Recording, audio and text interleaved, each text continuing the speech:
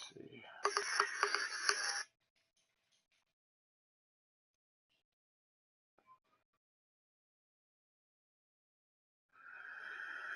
All right, let me go ahead, even though this is not right.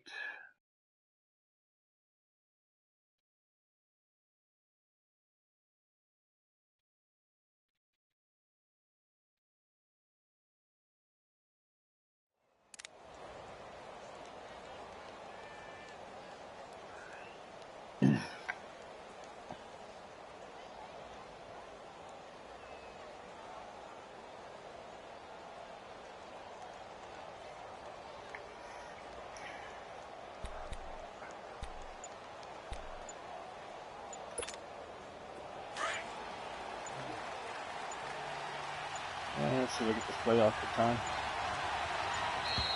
Now problems right out of the gate. We're going to get a delay. He didn't seem in a rush. I guess they just didn't know where the play clock was. I think you're right about that because there was no hurried movements there, right? No up-tempo at all. Clock just ran out. I think he was as surprised as maybe his bench was. Now they need 15 yards on this series after the delay of game. 1st and 15.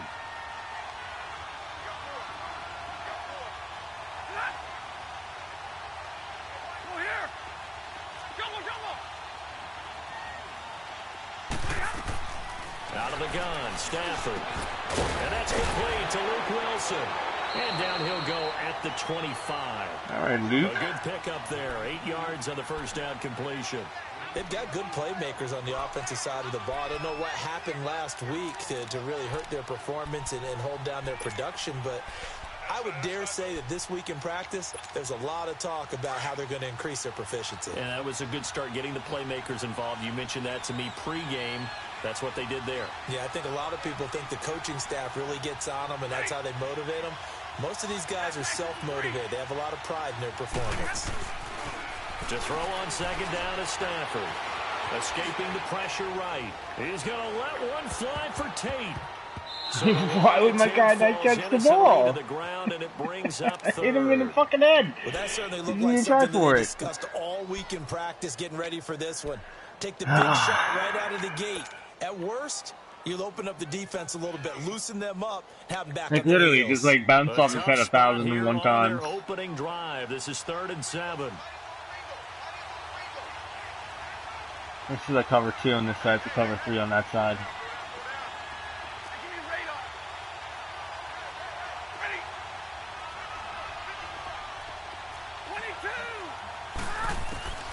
The shotgun snap for Stafford. It's caught. Jones. And he takes this up to the 40-yard line before being corralled. Blitzing up there. Stafford to Jones, enough for a Lion first down. And when you're playing a quarterback with some experience and some moxie, you enter the danger zone when you decide to blitz him, because if he's able to diagnose as he did on that play, he can hurt you downfield. He reads defenses so well, doesn't he? He really does, and the best part about that play for him, I don't think that was his primary target. I don't think so either. I think he had the read, figured out where the blitz was coming from, and went to a secondary target for a really nice game. He'll get a nice chunk there on the first down run, and it's 2nd and 4.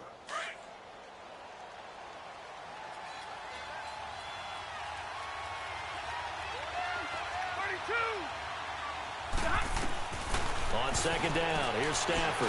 Gonna look deep for Wilson. And they went for a big play through the air on second down. Nobody Couldn't over connect. there. Now it's 3rd. That damn what I loved soul. about meeting with these coaches before the game is we didn't even have to ask any questions. They told us that they were going to be aggressive and push the ball downfield. They weren't successful on that play, but look for them to try it again later.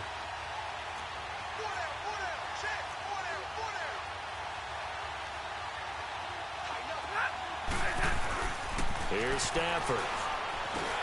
And Jones has it over the middle.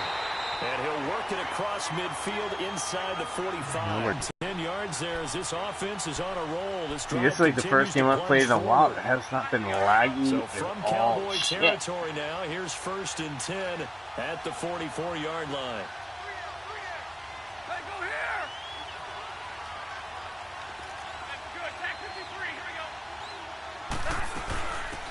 Now the Notre Dame man, this is Theo Riddick. And he's going to fight his way forward here for a modest gain. It's a 6-yard pickup, but it gets him to 2nd and 4. A quick burst there, and he nicely bit off a pretty decent gain. Go here.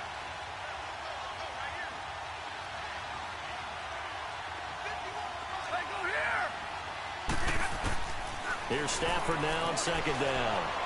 Eluding the pressure right. Caught right side, Tate. So the contact came before the ball got there, and the flag is thrown. Timing is everything, isn't it? And it's so hard to cover these great receivers.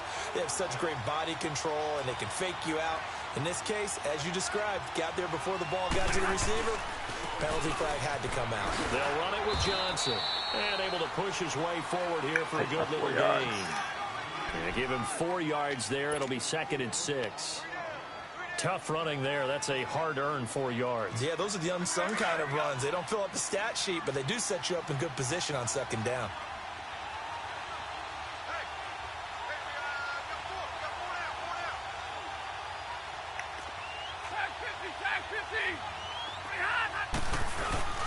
Off of play action. Here's Stafford. And he will go down. A Cowboys sack. Demarcus Lawrence. He's the one that got to him. He takes him down for a loss of 9. That's a couple 3. After the sack, Stafford and the Lions come up on a 3rd and long situation.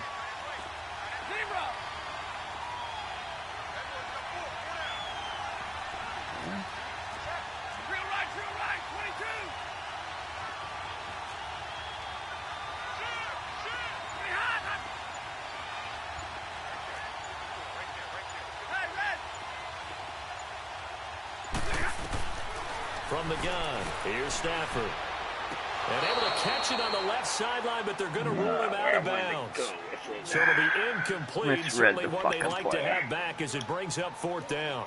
Not only was the call spot on, how about the execution of that defense right there? The zone was absolutely locked up tight. He was trying to force it in there on 3rd down. But if there's a time to force it, he felt like he needed to make a play, right? Yeah, exactly right. 3rd down, you got to try and find something. There's nothing available there for him. That opening drive looked good for a moment there, but they'll wind up being turned away thanks to the missed field goal. And those especially hurt when you come into a game on the road. You're trying to get things to go your way early, and now you suffer a setback right out of the gate. 2 sides to every coin. This is the bad side of missing the 58-yarder. Now they start at the 48.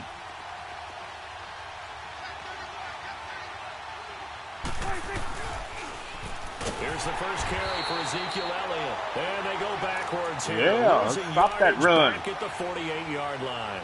It'll be a loss of a yard, and it'll be 2nd and 11. A loss of a yard there to start out. That leads to a 2nd and 11.